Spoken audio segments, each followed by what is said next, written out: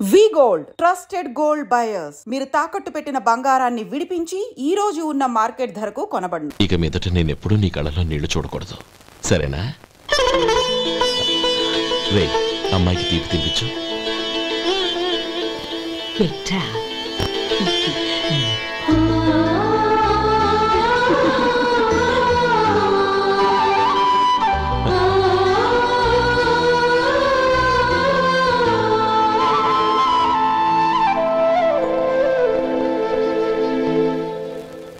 మధు, చిన్నప్పుడు నేను ఒక్కడనే కష్టపడుతున్నానని, నాకు సాయంగా ఉండాలని చదువు అవ్వలేదన్న వంకతో చదువు మానేశావు. ఇప్పుడు నీ తమ్ముళ్ళిద్దరూ అభివృద్ధిలోకి వచ్చారు. మరుదులిద్దరికీ మంచి ఉద్యోగాలు వచ్చాయి. తన భర్త మాత్రం అలాగే ఉన్నాడని నీ భార్య బాధపడదు. చూడు మధు, చదువుకున్నోళ్లే వృద్ధిలోకి రావాలని ఏమీ లేదు. కృషి పట్టుదల ఉంటే ఎవరైనా ఏదైనా సాధించవచ్చు. నీకు తెలివితేటలున్నాయి. నువ్వు తలుచుకుంటే కానిదంటూ ఏదీ లేదు. పైగా నీకు సాయిగా మేమందరం ఉన్నాం.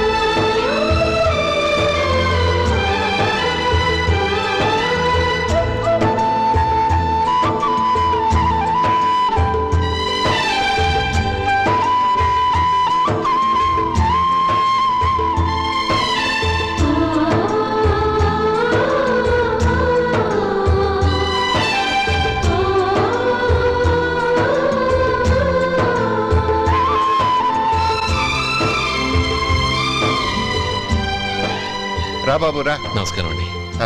వచ్చే వారి నుంచి 100 పచ్చడి బాటిళ్లు, 100 మసాలా ప్యాకెట్లు ఎక్కువేయండి. అలాగేనండి. మార్కెట్లో మీ ప్రోడక్ట్స్ కి మంచి పేరు వచ్చింది. చాలా సంతోషం అండి. వస్తానండి. Best of luck.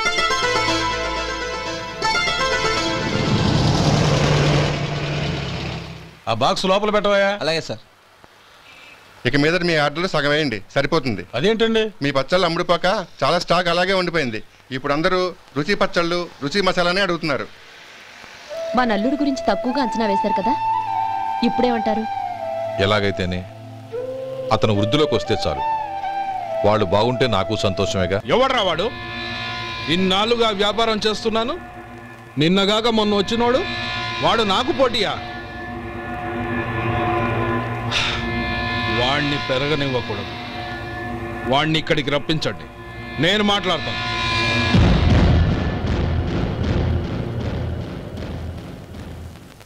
నమస్కారం అండి. రమ్మన్నారంట?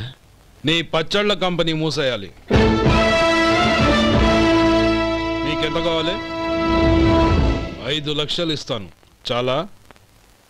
5 లక్షలు కాదు, 50 లక్షలు ఇచ్చినా నా కంపెనీ మూయడం జరగదు. బాగా ఆలోచించుకొని చెప్పు. ఈ వ్యాపారంలో పుట్టి పెరిగినోడిని, నాతో పోటీ పడకు.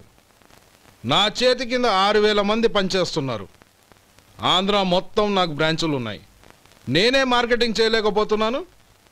ఆఫ్టర్ ఆల్ ఒక కుటీర పరిశ్రమలా పెట్టుకొని నువ్వెలా మార్కెటింగ్ చేయగలవు? 6,000 మంది వర్కర్స్ని పెట్టుకుని ఆంధ్ర మొత్తం బ్రాంచీలున్న మీరే నా కంపెనీ చూసి భయపడుతున్నారంటే నా సరుకులో నాణ్యత ఉందనేగా. ఆ నాణ్యత ఉన్నంత వరకు నాకెవరూ పోటీ కాదు. ఈ ప్రపంచంలో నేను ఎక్కడైనా మార్కెట్ చేయగలను. వస్తాను.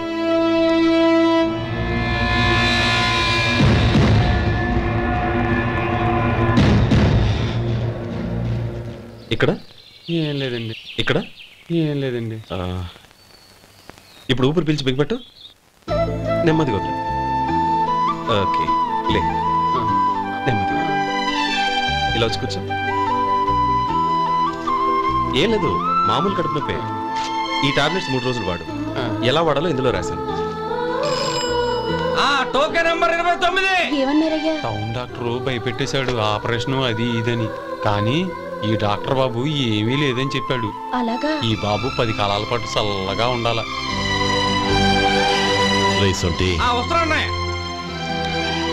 రే, భగవంతుడి దయ వల్ల తమ్ముడు హస్తవాసి మంచిదని అప్పుడే పేరొచ్చిందిరా.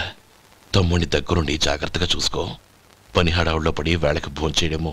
అబ్బే అదే లేదన్నయ్య. 1 గంటకల్లా పేషెంట్ కట్టు, భోజనం పెట్టు. అది అలా జాగ్రత్తగా చూసుకో. నేను చూసుకుంటాను కదన్నయ్య, నువ్వు వెళ్ళు.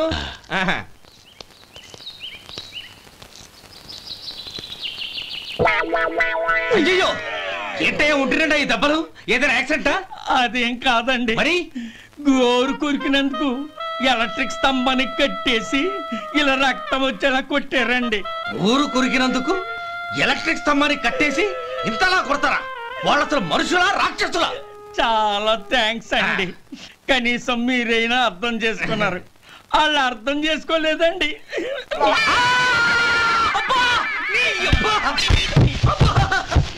గోరు కొరకడం అంటే ఇదా? నిన్ను కొట్టడం కాదురా, నిలువురా నరికేయాలి. అబ్బా సెప్టిక్ అవుతుందో ఏమిటో. మన 2 ఊర్ల పొలిమేరలో ఉన్న ఈ మల్లికార్జున స్వామి వారి దేవాలయం జీర్ణదశలో ఉందన్న విషయం మీ అందరికీ తెలుసు. ఇన్నాళ్ళు మీ ఊరు వాళ్ళు పట్టించుకుంటారని మా ఊరి వాళ్ళు, మా ఊరి వాళ్ళు పట్టించుకుంటారని మీ ఊరి వాళ్ళు దీన్ని ఇలా వదిలేశారు. ఈ గుడి మీ ఊరికి ఎంత ముఖ్యమో మా ఊరికి అంతే ముఖ్యం. కాబట్టి మన ఇరు గ్రామ ప్రజలు కలిసి దాన్ని బాగు చేయించి కుంభాభిషేకం చేయించాలనే సదుద్దేశంతో ఒక కమిటీని ఏర్పాటు చేశాం. ఈ కమిటీలో 2 గ్రామాలకు సంబంధించిన ప్రముఖులు ఉన్నారు. కమిటీ ప్రెసిడెంట్గా ఎవరిని ఎన్నుకోవాలనే విషయంలో శ్రీ గోపాలరావు గారి పేరు, శ్రీ లక్ష్మీపతి గారి పేరు పరిశీలనలోకి వచ్చాయి. అందువలన మేమందరం బాగా ఆలోచించి తర్జన భర్జనలు చేసిన మీదట శ్రీ గోపాలరావు గారే అన్ని విధాలా ప్రెసిడెంట్ పదవికి అర్హులని ఈ కమిటీ నిర్ణయించడం జరిగింది.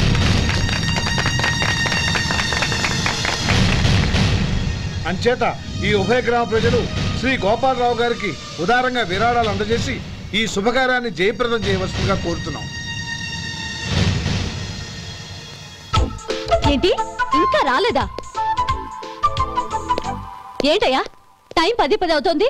బోర్డు మీద 10 గంటలను రాసుంది. మీ డాక్టర్ ఇంకా రాలేదు. అసలు మీ డాక్టర్ కి టైం సెన్స్, పంక్చువాలిటీ ఏమైనా ఉన్నాయా? ఇంతకీ మీరెవరండి? నేను డాక్టర్ అమ్మని. ఓహో, మీరు డాక్టరేనా? డాక్టర్ అంటే డాక్టర్ని కాదయ్యా, డాక్టర్ని చేసుకోబోయేదానని అర్థం. అవును, నువ్వెవరు? నేను ఇక్కడ టోకన్ ఇస్తూ ఉంటానులేండి. తప్పుకోవయ్యా. అవును, మీ డాక్టర్ కి ఎవరో అన్నయ్య ఉన్నాడంట కదా, ఎలాంటోడు? ఎలాంటోడంటే అదేనయ్యా, చాలా కోపిస్తని విన్నాను. ఎందుకని అడుగుతున్నారు? ఎందుకంటావేంటయ్యా? ఆ అన్నయ్య మాట వినగానే మీ డాక్టర్ గడగడా ఉణిగిపోతాడు. అసలు డాక్టర్ చదివే తమ్ముణ్ణి అలా భయపెట్టచ్చా? తప్పు కదా? తప్పేనండి. కాని కాని నాకు మీ డాక్టర్ కి పెళ్ళవని ఆ అన్నయ్య సంగతి అప్పుడు చెప్తాను. ఏం చేస్తానండి? ఏం చేస్తానా, సంవత్సరం తిరగకుండానే కవల పిల్లల్ని కని వాళ్ళ అన్నయ్య చేతిలో పెడతాను. వాళ్ళకి 5 సంవత్సరాలు వచ్చేసరికి ఆయన్ని బాగా మొట్టికెళ్ళేస్తారు. అలా నా కసి తీర్చుకుంటాను. ఈ డాక్టర్ ఎప్పుడు వస్తాడో ఏంటో. అది సర్లే కానీ నువ్వు పని చేయి. మీ డాక్టర్ రాగానే నేను వచ్చి వెళ్ళానని చెప్పు. నేను అంటే ఓ, నా పేరు చెప్పలేదు కదా, నందిని. ఏం చెప్తావు? అదేనండి, నందిని గారు వచ్చి వెళ్ళారు అని చెప్తాను. గుడ్, పైకి వస్తావు.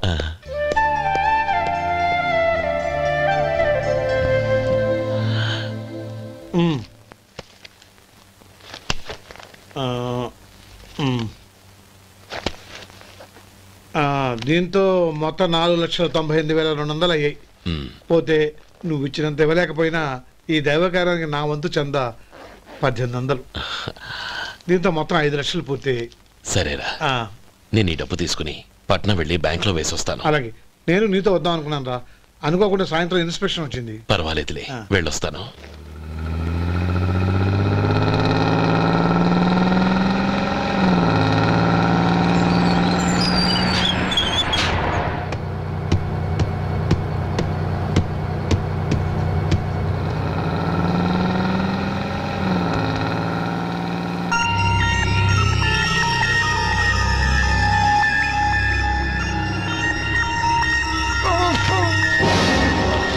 అయ్యో మూర్ఛ మూర్ఛ బసాపండి బసాపండి.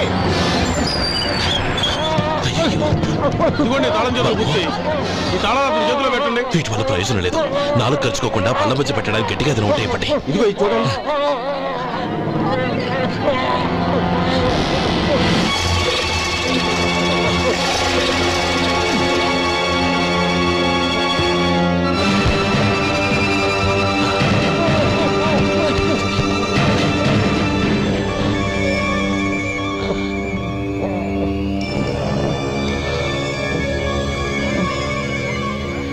మీరు వెళ్ళి మీ సీట్లో కూర్చోండి.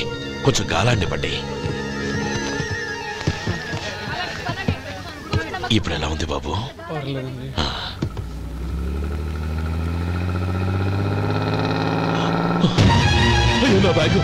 నా బ్యాగ్ ఎవరైనా చూసారా? అందులో 5 లక్షలు ఉన్నాయి. నా బ్యాగ్ వెంటనే బస్తాపండి. ఎవరిని కింద దిగవద్దు. అందరినీ చెక్ చేయండి. నా అంచనా తప్పు కాలేదు. వాడి మంచితనమే వాడిని దెబ్బకొట్టి మన వాళ్ళని పంపించి గుడి తాలూకు డబ్బు కొట్టేశాడని పోలీస్ కంప్లైంట్ ఇవ్వండి. ఇప్పుడు ఆ స్టేషన్లో ఎస్ఐ వాడి తమ్ముడే. వాడే వెళ్ళి వాడి అన్నయ్యని అరెస్ట్ చేసి వీధుల్లో నడిపించుకు తీసుకురావాలి. అది నేను కళ్ళారా చూడాలి, మనసారా సంతోషించాలి. అయ్యో గోపాలం గారు, గోపాలం గారు, మీరు దేవస్థానం సొమ్ము దొంగిలించారని ఎవరో పోలీస్ కంప్లైంట్ ఇచ్చారంట. మిమ్మల్ని అరెస్ట్ చేయడానికి మీ తమ్ముడు గారు వస్తున్నారు.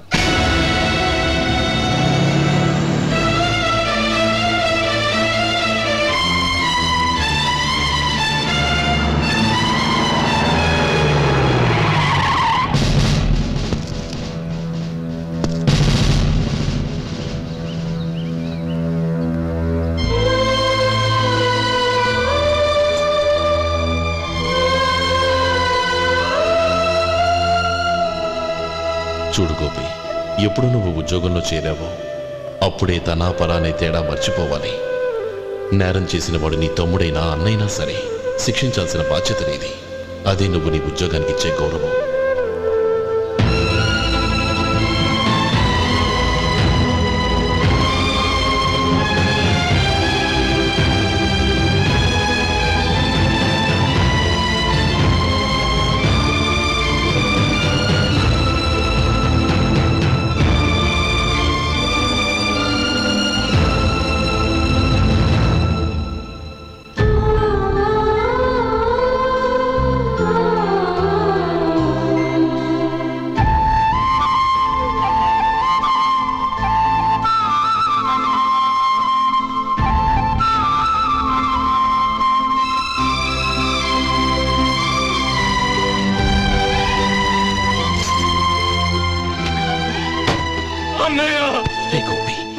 ఏమిట్రా ఇది? నన్ను క్షమించు అన్నయ్య. నేను కోరి ఉద్యోగుల చేరిన మాట నిజమే, కానీ ఇలాంటి పరిస్థితి ఎదురవుతుంది అనుకోలేదు. నా ఒంట్లో ప్రతి రక్త పట్టు నీ భిక్షానన్నయ్య. నిన్ను అవమానపరిచి ఉద్యోగం నిలబెట్టుకునే బదులు నా ప్రాణాలను వదులుకుంటారు, కానీ ఈ పని మాత్రం నేను చేయలేనన్నయ్య.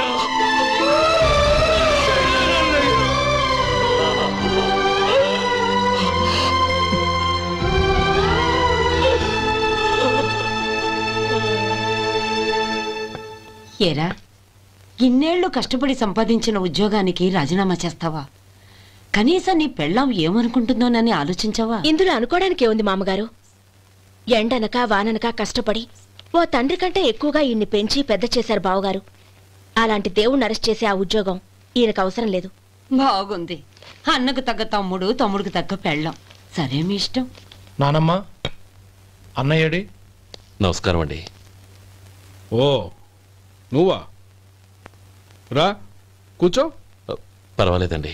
ఏంటి ఇలా వచ్చావు? ఆ రోజు నా కంపెనీని మూసేయమన్నారు. ఇప్పుడు నేను మూసేయడానికి సిద్ధంగా ఉన్నాను. దానికి ప్రతిఫలంగా నాకు 5 లక్షలు కావాలి. అలాగే, నీకు కావాల్సిన 5 లక్షలు నేను ఇస్తాను. చాలా థ్యాంక్స్ అండి. కానీ మీరు మీ కంపెనీని మూసేయక్కర్లేదు. సార్? అవును మిస్టర్ మధు, మీ అన్నగారికి జరిగిన అన్యాయం గురించి తెలుసుకున్నాను. మీ కుటుంబం గురించి కూడా విన్నాను. సహజంగా అందరూ ఐకమత్యానికి ఉదాహరణ రామలక్ష్మణులు అంటారు. కానీ ఆ రామలక్ష్మణులు ఎలా ఉంటారనేది పుస్తకాల్లో చదవడం తప్ప ఎవ్వరూ చూడలేదు. మీ అన్నదమ్ములను చూస్తే ఆ రామలక్ష్మణులు ఇలాగే ఉండేవారేమో అనిపిస్తుంది. అలాంటి కుటుంబానికి ఇలాంటి ఇబ్బంది రావడం నిజంగా దురదృష్టం. రామునికి హనుమంతుల్లా కాకపోయినా ఏదో ఉడతా భక్తిగా నా వల్ల వీలైన సహాయం ఈ 5 లక్షలు తీసుకో. మీ కంపెనీ పేరు మీదే అన్ని సరుకులు తయారు చేయండి. నేను వాటిని ప్రపంచమంతా మార్కెటింగ్ చేస్తాను. సార్, మీ రుణం ఉంచుకోను, తొందరలోనే తీర్చేస్తాను. స్నేహితుల మధ్య రుణాలేంటి మధు? We are friends.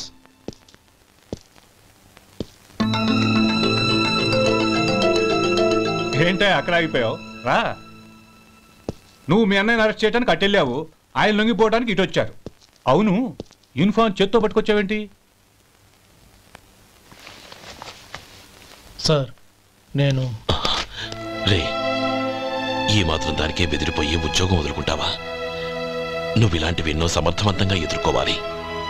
నిన్ను నేను ఎస్పీగా చూడాలి. అది కాదన్నయ్య. ఇంకేం మాట్లాడకు. ఇన్స్పెక్టర్ గారు, నన్ను లాకప్లో పెట్టండి. ఆగండి సార్, ఆ డబ్బు ఎక్కడికి పోలేదు, నేనే తీసి జాగ్రత్త చేశాను. ఈ విషయం అన్నయ్యకి తెలియక బ్యాగులో డబ్బు కనబడకపోవడంతో అది పోయిందనుకున్నాడు. నేను పట్నం నుంచి వచ్చేసరికి జరిగిన గొడవంతా తెలిసిందే. రే మధు, జరిగిన దానికి నన్ను క్షమించనయ్యా. ఇంటికి వెళ్ళాక అన్ని వివరంగా చెప్తాను. సార్, ఇదిగోండి 5 లక్షలు. ఇది కమిటీ వాళ్ళకి అప్పగించి ఈ కేసు కొట్టేయండి సార్. భలే వాడివయ్యా, తీసినప్పుడు ఒక మాట ఆయనతో చెప్పుండొచ్చుగా. అనవసరంగా పెద్ద ఆయన స్టేషన్ వరకు రప్పించావు. Sorry sir.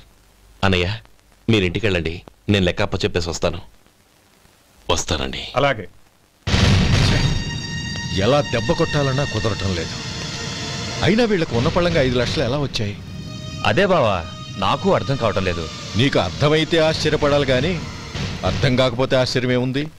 Useless fellow.